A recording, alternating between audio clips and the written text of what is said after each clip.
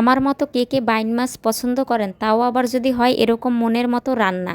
প্রথমেই বাইন মাছগুলো ভালো করে ধুইয়া কাটিয়ে নিলাম। তারপর হলুদ গুঁড়া, মরিচের গুঁড়া, স্বাদ মতো লবণ আর পেঁয়াজ বাটা আর সরিষা বাটা। সরিষা বাটাটা অবশ্যই একটু বেশি লইবেন। তারপর দিয়ে দিলাম কয়টা কালা জিরা আর অল্প কয়টা আস্ত কাঁচা জিরা। তারপর ভালো করে মশলাগুলা মাখাইয়া লইলাম প্রথমে।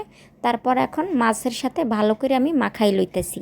আপনারা কিন্তু অবশ্যই মশলার সাথে মাছগুলা ভালো করে মাখাই লইবেন, এই মাখাইনের মধ্যেও কিন্তু স্বাদ আছে।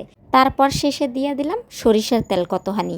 আপনারা কিন্তু সরিষার তেলটা দেওয়ার চেষ্টা করবেন, আর না থাকলে সয়াবিন তেল দেবেন।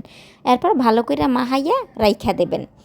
এরপর চুলার কাছে চলে যাবেন, চুলায় একটা কড়াই দিয়ে সয়াবিন তেল দিয়ে দেবেন। সয়াবিন তেল দেওয়ার পরে কয়টা আলু এরকম ছোটো ছোটো করে কাটিয়ে রাখছি, এইয়া প্রথমে ভাজা লমো।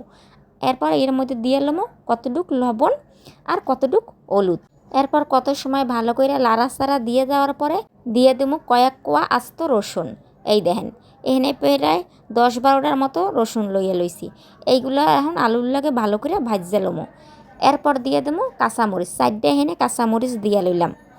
এরপর ভালো করে লাড়াচাড়া দিয়ে যখন আদা ভাজা হয়ে যাইবে তখন মাছগুলো দিয়ে দেবেন, তাহলে সেদ্ধ করতে আর বেশি সময় লাগবে না। এখন ভালো করে উল্টাই পাল্টাইয়া কষাই লইবেন।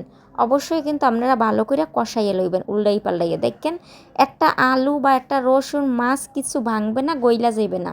আমার মতো একবার আপনারা এইরকম বাইন মাছ রাইন্দা খাইয়েন, তয় বুঝবেন বাইন মাছ খাওয়ার কি স্বাদ। এরপর কষানো শেষে কতটুক পানি দিয়ে দিলাম।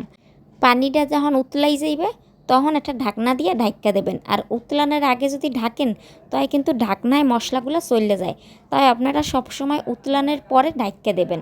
এই দেন এনে 10 মিনিটের মতো ঢাকা রাখছিলাম। ঢাকনা খুললেই দেন মাছটার কালার দেখছেন কতটা সুন্দর হইয়া আইছে। এরপর শেষমেশ দিয়ে দেবো কতটুক ভাজা জিরার গুঁড়া। অবশ্যই কিন্তু মাছ মুছে ভাজা জিরার গুঁড়া দিতে হইবে। রান্নাটা কিন্তু আমার একদমই শেষ। দেখেন মাশাআল্লাহ মাশাআল্লাহ কত সুন্দর দেখাইতেছে কালারগুলো, দেখছেন একটা রসুন, একটা আলু, একটা মাছ কিচ্ছু ভাঙে নাই। মাশাআল্লাহ, এরকম রান্না অবশ্যই আপনারা খাইয়েন।